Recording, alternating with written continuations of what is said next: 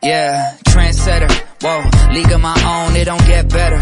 No, read what I wrote, I'm a bestseller. Yeah, reach for my goals, hit it dead center, hit it dead center. Bullseye, hit it the most, is no misses. Something like fish in a barrel, it's no different. Blindfold on me, I still got the most vision. And we are live. Welcome to another episode of the Carnivore Evolution podcast. Karina, how are you? Wonderful. Thank you so much. And thank you for having me. No, absolute pleasure. So I want to talk everything carnivore very, very shortly. But before we do that, give me some backstory on you first. So I was a vegetarian slash vegan slash raw vegan from age 17 for 33 years. And I have an education in naturopathy. I have a doctorate, and I fell into that whole vegan juicing psyop and fell very, very hard into it. And basically gave my whole life to it. And I was fine for a long time, but fine for me was horrible menstrual periods, always gaining weight, addicted to food, constantly starving, always overeating, having food issues, bulimia, going through so many things that are typical, I find, with vegetarians. And when I was 45-ish, I became very, very ill. I started to have severe and debilitating panic attacks and anxiety. And every time I went to the ER, they were testing me for a stroke because my symptoms were that severe. And it ended up that they would send me off with a prescription for some kind of antidepressant, telling me that it was just anxiety, just a panic attack. And I couldn't live like this. It was really, really hard. All of the sudden, I realized, oh my goodness, I'm so sick. I had over 4 autoimmune diseases within 8 years. Crohn's, Epstein-Barr, Lyme's, and the last one was POTS, Well, Postural Orthostatic Tachycardia syndrome. And that was the one that really put me into bed. I mean, my resting heart rate was 57, and every time I sat up, it would shoot up to between 120 and 148. wow. So I became very debilitated and I was desperate. I really didn't know what to do. And I tried everything. I added meat back in because I was so severely anemic that I thought, you know what? All these years, 3 decades of taking iron supplements and drinking the green juices, the chlorophyll, everything that's supposed to be plant blood and hemoglobin Yeah. building. And it was just getting worse and worse. And I had no energy and I had no more life in me. And I was in perimenopause and everyone was blaming it on the perimenopause. Oh, this is going to pass soon. But no, it was building up. It was avalanching. And I felt like I really wasn't going to make it. And I became keto. And the only thing that happened on keto was that I lost some weight up until a point, and then I started to gain that weight with a vengeance, gaining more than I actually lost and getting sicker and sicker. And at this point, kidney stones.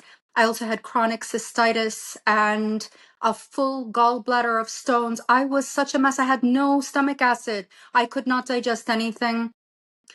And I realized, you know what? I think I do really well when I eat just beef, but I can't live without vegetables. How can you live without vegetables? Mm. So I kept going and going. And one night I had a POTS episode in which I woke up with POTS.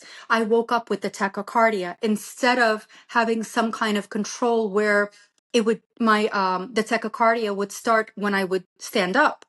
This time it woke me up. So that was the most detrimental time for me. I literally thought that this was it that night. And I have to tell you, Mark, I had a moment. I always believed in God, but that night I literally gave my life to the Lord. And he gave me this peace which surpasses all understanding. And I almost died that night. And believe it or not, I went on YouTube as a distraction because I was so scared and so worried that this is it. And the first video that came up was Michaela Peterson. And it was her testimony. And I just felt the Lord telling me, this is it. This is what you have to do. I want your discipline. And from that moment on, through the greatest suffering that I would endure in my entire life. I endured for 3 months, but I believed that that's what he wanted me to do. And I literally eating just beef, salt, and water because my body couldn't tolerate anything else. Not even lamb. I couldn't tolerate all ruminant meat at that point. I was too metabolically ill. So on the 3-month marker, I woke up and the grass was green and I could hear birds chirping.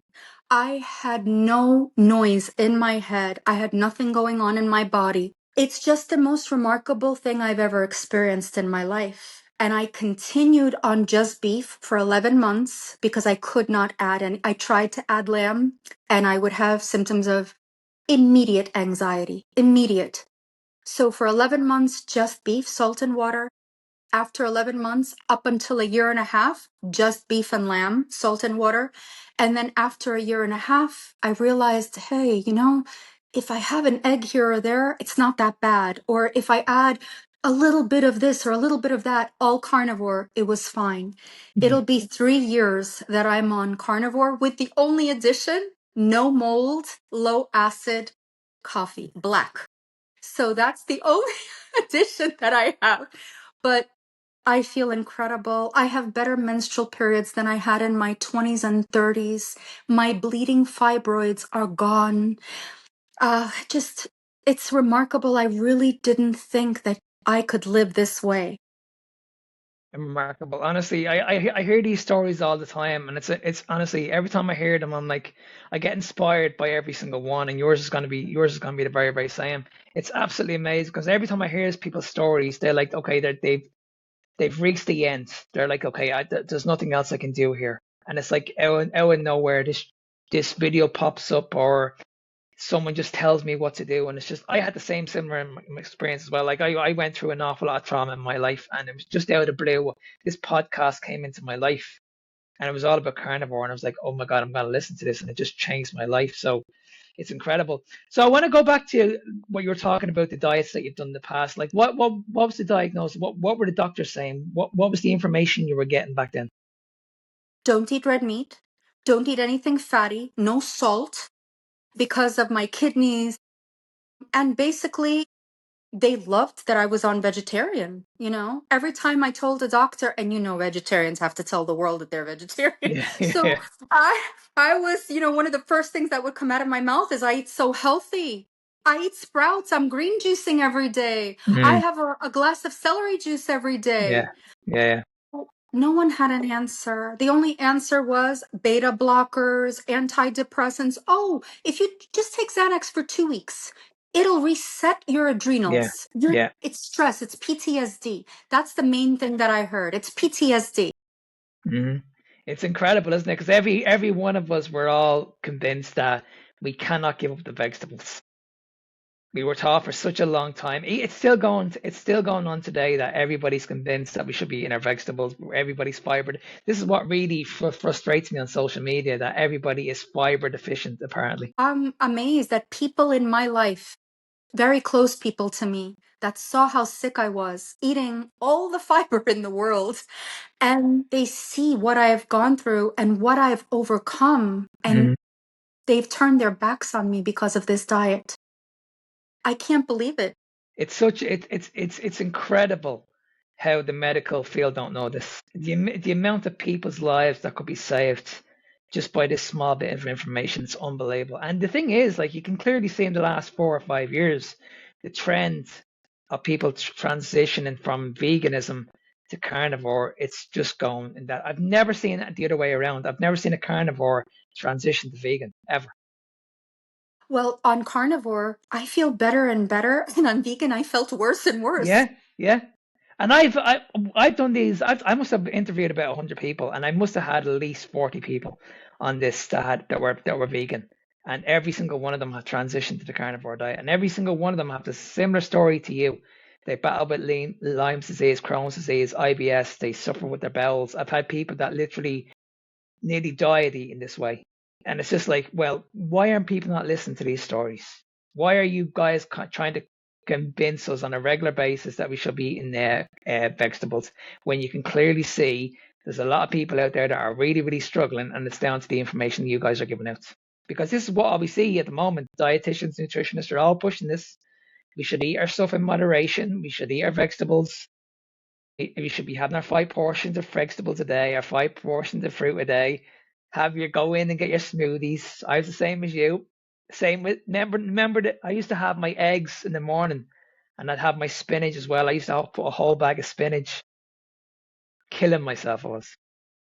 The thing about everything in moderation is there are some people maybe that can be moderators, but I have to be an abstainer. I can't have one thing. You know, I tried for 1 month. I tried to add some spices back in because I was feeling so strong. I'm cured. I feel great.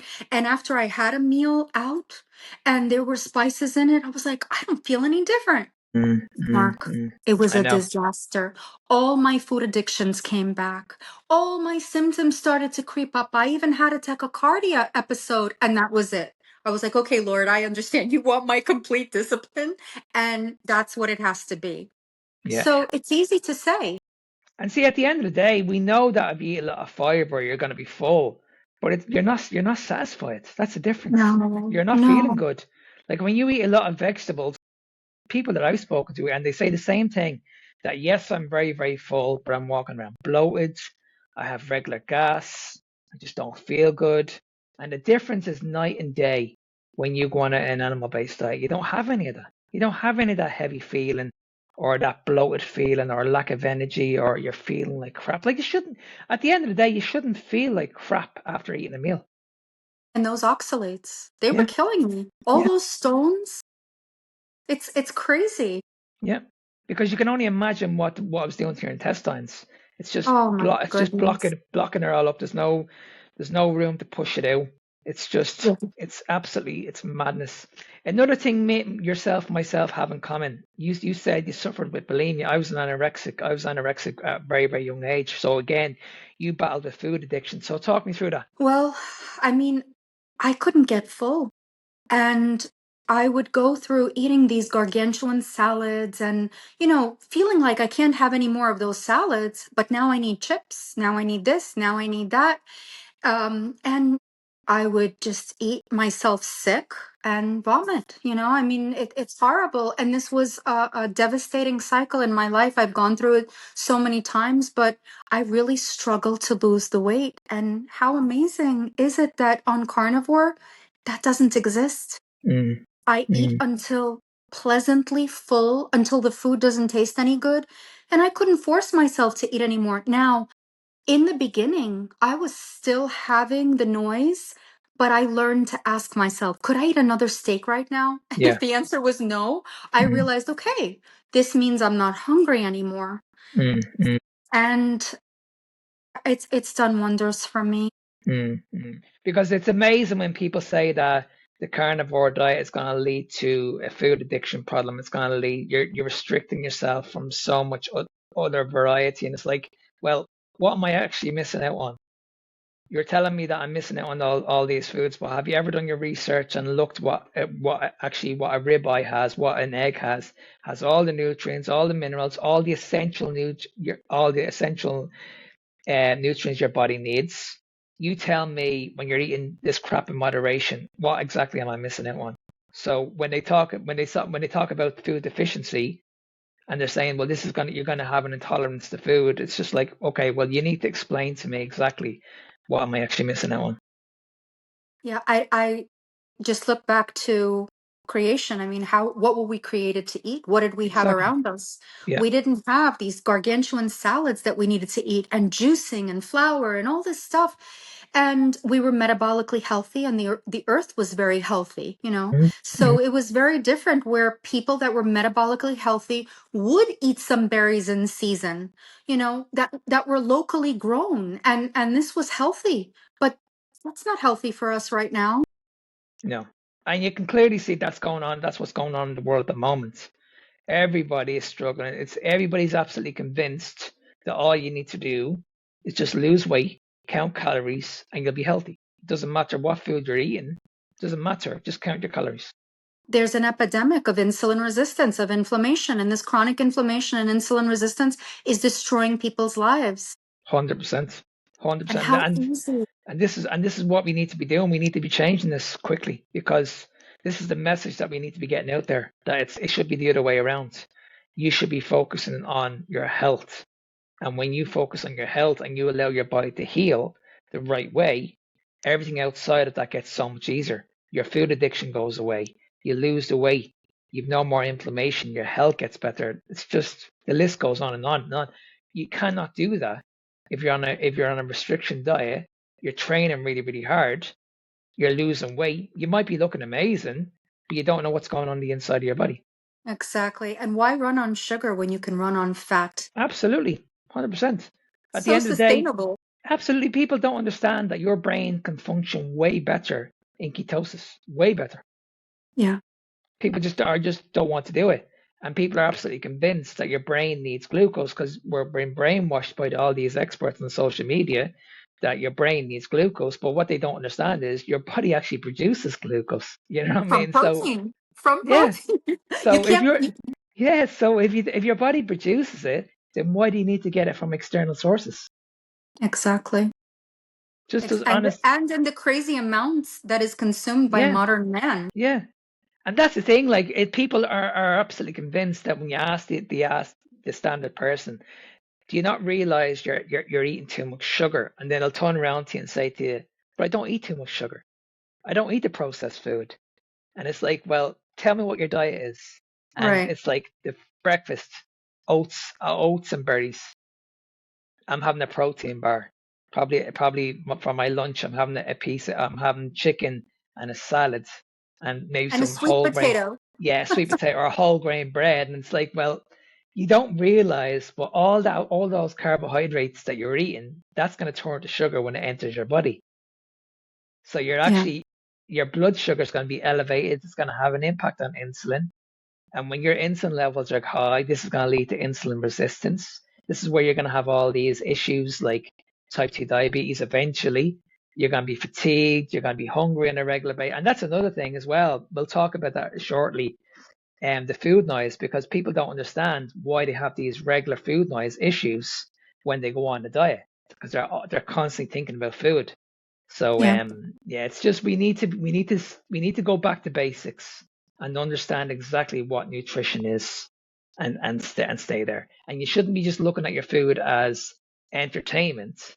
Just look at your food and just say, okay, this is fuel in my body. That's all I need. Mark, when I had the bleeding fibroids, and when I say bleeding, it was very, very detrimental. Like it was horrendous. Medicine said, okay, hysterectomy. That's the only thing that we can do, a hysterectomy. Can you believe that? Thank God that I went on the lion diet. In 3 months, that was resolved. And could you imagine the amount of money you would have to pay for these surgeries? You know what I mean? I know in your country that you guys have to do it through the insurance. In our country, it's a little bit different. But when you think about how much these people make on a year-to-year, I was only looking at it there a few weeks ago. Pfizer in the last 3 years have made something like $5 billion. Something, it wasn't 5 billion, it's 5 trillion actually. In 5 years, it's absolutely insane. Yeah. We're just a price tag. And by the way, POTS was resolved with magnesium, potassium, and salt, Yeah. besides the diet, of course. Hmm. Imagine if people just realized that minerals are the answer to so many issues. Low blood pressure. They'll recommend a pill instead of salt. And they'll continue to tell you, stay away from salt. But why is it that you can go to a vet and you bring your dog to a vet and the first question they ask you is, what are you feeding your dog? Mark, that's what I ask people. When the first thing that I say to people is, do you have a pet? Yeah. That's the best example. Yeah. Right? Because I bring my dog to the vet on a regular basis, and the first thing they always say to me is, what's that dog eating? And I'm like, this is exactly what my doctor should be saying to me. Exactly. By the way, speaking of dogs, miniature dachshunds, which is my breed, have issues with their backs. And I have seniors. They're both 9 years old. And one of them started to have a severe issue with his back. His vet sent me to a specialist. I went to a specialist, and the specialist said that he would be in a crate for the rest of his life. He could never be off the leash. and that if he slipped, just slipped, he would have complete paralysis. He had a herniated disc. And I said, wait a minute. If me going on the lion diet cured everything that was going on, why are my dogs still eating kibble? Yeah. And I put them on raw meat. Yes. And guess Yes. what? 1 month. And he's jumping up and down stairs, jumping off the couch, and doing crazy things and being a typical naughty dachshund. Amazing. Yeah, it's the same. My dog is 15 years of age, and he's a Jack Russell, and he's really old at the moment. But he hasn't been near the vet now in nearly 9 months. I said to myself, right, okay, all I'm gonna do is I'm just gonna feed him raw meat. Nothing else is going into his body except raw meat. And I'm only gonna feed him probably once or twice a day. I'm gonna let him Yes. fast, and I'm only gonna listen to when he's hungry. So he only eats pretty much most days once a day. But that I'm absolutely convinced that's the reason why he's still here. I believe that 100%. 100% convinced. Yeah, Now, if I had fed him like the standard dog food in the shops, I probably would have lost him a year ago. 100%. Same. And when I look at him, I'm like, I can't let him go that easy. I know. Because you just can't, like, you give up on them so easily. And it's like, well, could I have done something a little bit better there? And now that I know about the carnivore diet, I'm like, of course I can. Of course I can. Now, if we can do this to a dog, then why can't we not do this to human beings? By the way, isn't it amazing that isn't our stomach acid 1.5? Yeah. And I think a lion's is like 2.0 or Yeah. 2.5. Yeah. Yeah. So where is the logic? It's mental. It's absolutely, it really is crazy, because this is what I'm always talking about with these vegans and these advocates on social media, dietitians and nutritionists, and they're always talking about the vegetables. I'm like, the animals eat these for us. So a cow will eat all the plants that we need. Their stomachs are completely different to ours. We can't absorb this food. We can't digest this food. The animals do this for us. So this is the reason why we should be on an animal-based diet. Like, at the end of the day, there's no life without death. And if you're going to come at me and say to me, okay, but I'm a vegan, you can't kill animals. I respect animals as well. I love dogs. But at the end of the day, you can't turn around and say you're a vegan and you're going on about animal cruelty. Is a plant not a living life? When you pull a plant out of the ground, where does it come from? But also more animals are killed to grow plants than killing one cow that'll feed an entire family for a year. So where's the logic there? Or do you only love big animals? Absolutely. And if you were on a desert island, or I'm sorry, not on a desert island, if you were on an island, you were trapped, and the only thing you had pretty much was hunt animals or live on plants, you're not living on plants. Sorry, it's not going to happen. I mean, we need to get back to reality here. It really is. And when we see this agenda with Bill Gates at the moment, pushing this agenda with his products at the moment, and there's like 50 ingredients in these foods, like 50 ingredients that we've never even heard of. It's like, really, are we really going down this route? Come on, you cannot convince me that a vegan burger is way better than just a normal burger. I mean, come on, we're not that stupid. Yeah. Well, unfortunately, humanity has become that stupid. So it's all down to this. It's all down to this. 100%. That's what it's all down to. It's just, and I see it in my local shop, all the vegan stuff does be gone very, very quickly, and all the red meat is still on the shelves. It's insane. And I'm not complaining, because when I go into my local shop, you can get ground beef, like 20% ground beef, very, very cheap over here, extremely cheap. And the reason why it's so cheap is because nobody buys it, because they see the 20% fat on it, and it's like, okay, what we're all led to believe, it leads to heart attack, it's high cholesterol, all this rubbish. But when you see the ground beef with literally 5% in it, or just lean ground beef, these prices are very, very high, and people are buying this. By the way, what's interesting is that when I did Lion in the beginning, obviously I wasn't fat adapted. It was very hard for me to eat fatty meat. I wasn't feeling good. It's when I added the fat, and I started to even buy fat pieces and throw them into a pan and render them, and I called it carnivore popcorn. Take those little cracklings with some salt. It's when I started to eat as much fat as actual protein Yeah. that I started to thrive. Yeah, see, that's the thing. When you take away an energy source, carbohydrates, you have to replace it with something else. So if you're getting rid of carbohydrates, which is supposedly our main energy source, and you replace it with fat, and you get deeply fat adapted, and you go into ketosis, that's when you notice, oh my God, like my energy levels are so much better, Yes, so much better. Like it's not just my inflammation's going down. I can sustain this energy for the whole day, and this is yeah, why fasting is so easy on this diet. You can go for hours without eating any food because you're not thinking about food all the time. right. You know what I mean? So I want to talk a little bit about food noise because this is a big issue at the moment.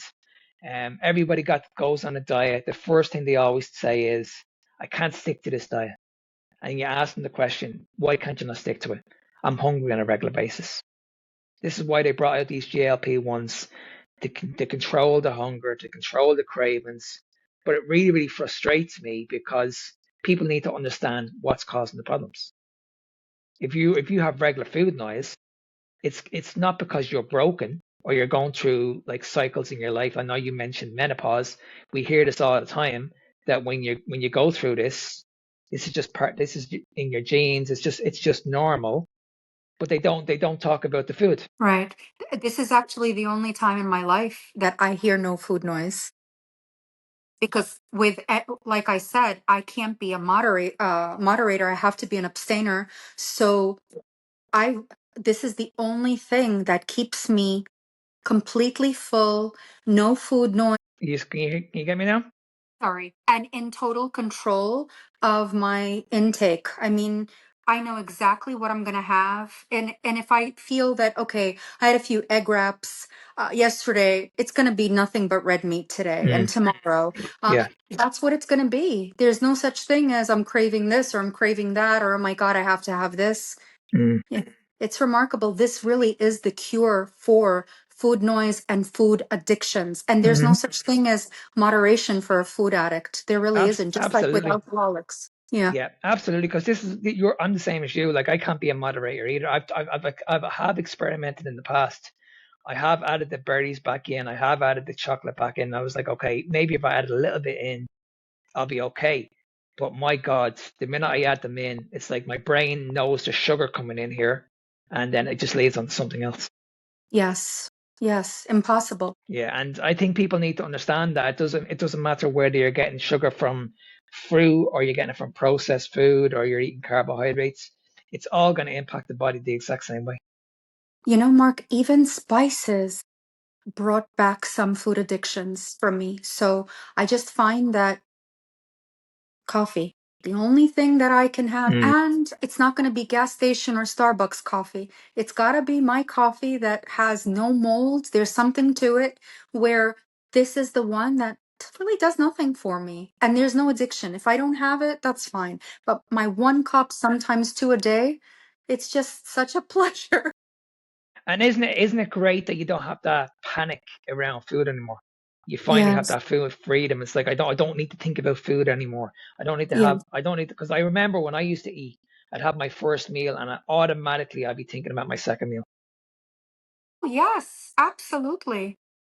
Yeah, Absolutely. straight away. It's like okay, and yeah, and we've all been there where we're outside, we're walking, and we're getting angry, we're getting anxious about eating. That hardly happens anymore. I could easily eat one meal a day, and I'd have no issues. And you're talking to someone that used to eat like 10 meals a day. Mark, and also just as a fellow past food addict or ex food addict, Mm. there's no guilt. No, No no, matter what we're eating, there's no guilt. no. That's the whole point. Like the whole point is you shouldn't feel guilty around the meal. If you Yes, do, there's something wrong there. There's the problem right there. And that's what's going to lead to an eating disorder when you're right. constantly thinking about food all the time. Whereas if you're able to shut that off and be more relaxed around food, you'll be fine. So this is what really annoys me when we hear people talking about if you go on this carnivore diet, it will lead to an eating disorder eventually. For me, an eating disorder is when you're thinking about food every 2 hours. That's Absolutely. what an eating disorder is. So I think we need to, as I mentioned earlier, we need to get back to reality and say, well, hang on a second. Like I said, it's not about every second person that you talk to at the moment is either they have some sort of metabolic disease, they're on medication, they're on supplements, to help with their health. And I'm sorry, you're never going to be healthy from taking an injection. You're never going to be healthy from taking something out of a bottle. We need to start looking at what are you putting into your body? Maybe that's the problem.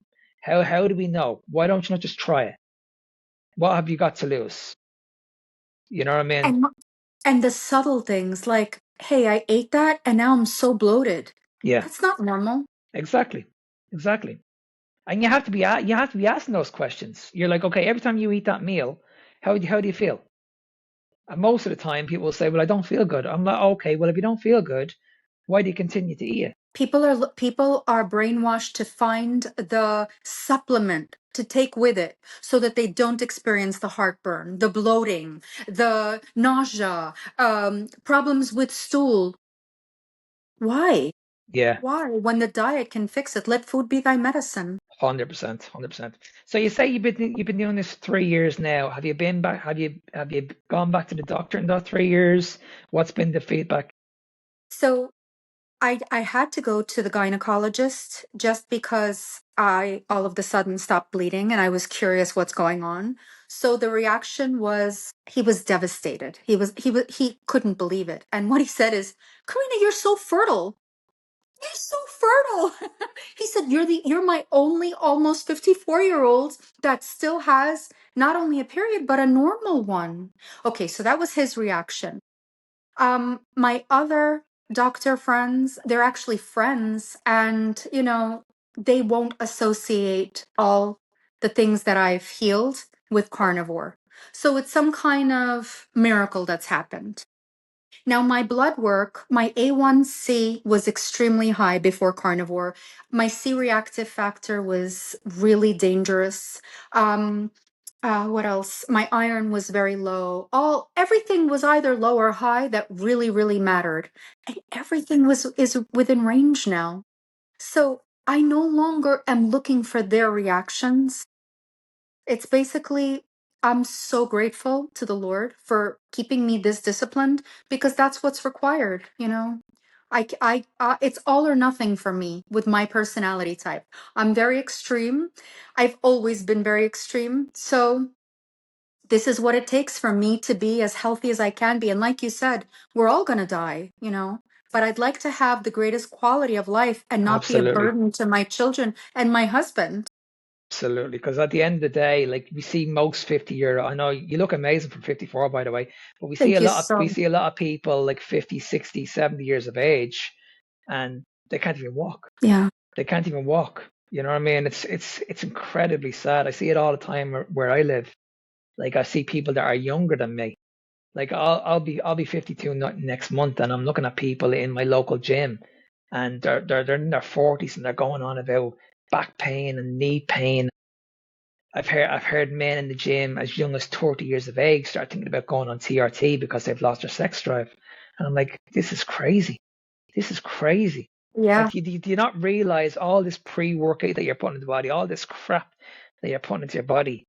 Just stop doing this. Stop looking after your ego and just start looking after your health. What you see in the mirror, just because you have a six pack, that doesn't mean that you're healthy. And we need to get rid of that because we're convinced that when we look at someone, if they look amazing and they have the six pack, their diet must be perfect. We need to get away from that. That's rubbish. Absolute rubbish. Mark, and they're looking for the pill. They're looking for not the diet, not the dietary changes. I own a health food store. So all day, men are coming in. What do you have for testosterone? And I always say carnivore. I say it. I'm like, listen, this is my store. I could sell you anything. You Yeah. want the truth? Mm. And It, women, It's crazy. It really is. Because I see, like you, I hear this all the time. And I always say to these young guys, I say, listen, just eat more red meat. Just go on. And I'm not talking about lean sources. I'm talking about go after the fattiest red meat that you can eat. Ribeye, sirloin, all this kind of stuff. Forget about the carbohydrates. This is actually going to lower your testosterone. And it's the same with the women with the estrogen. It's like, listen, guys, I'm not saying you should come off HRT. I'm just saying, like, add more fat into your diet and let's just see what happens. Mark, the response that I get 90% of the time is, I don't feel good after red meat. So my response is, it's not the red meat, it's the Yeah, baked potato and the yeah, salad that you have with it. yeah, Try it alone. yeah. Just try it alone. This is where the Randall cycle came in. When we look at fat and carbohydrates, we need to understand, again, going back to what I mentioned earlier, your body can rely on two fuel sources, but you need to understand this. One is essential and the other one isn't. It's common sense. Carbohydrates are called a non-essential macronutrient for a reason. That means your body does pretty well without them. We don't need them. And they Right. lead to so many issues. And this is the questions that we need to be asking. If you're walking around and you know there's something wrong with you, you know there's something wrong with you, it's either mental health, gut issues, you just don't feel good. Why don't you not just look at your diet and start saying, okay, maybe I'll remove the processed food at the beginning.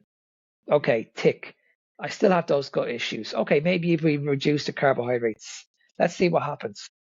Okay, I'm going the right direction, but I still have those gut issues. Okay, well, maybe if we remove the grains or remove the vegetables, all of a sudden people are getting back to you and saying, Jesus, Mark, I feel great.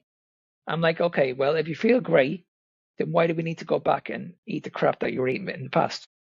Because they have it inverted. They'll get rid of the meat, they'll get rid of the fat, and they'll get rid of the salt. And then they're left with everything that's really the problem in society today.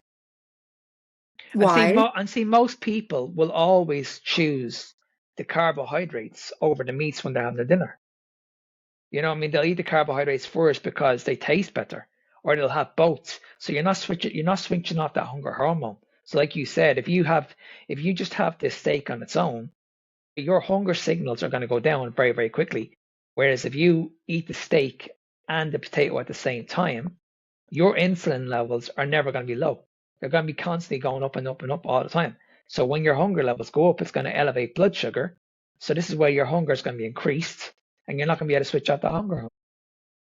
Mark, I just remembered that I remember seeing all the animal-based people eating dates and fruit, and I was like, you know what? Why can't I have a date? A date with butter with some salt? Oh my God, instead of candy. Let me try that. I'm just gonna try one.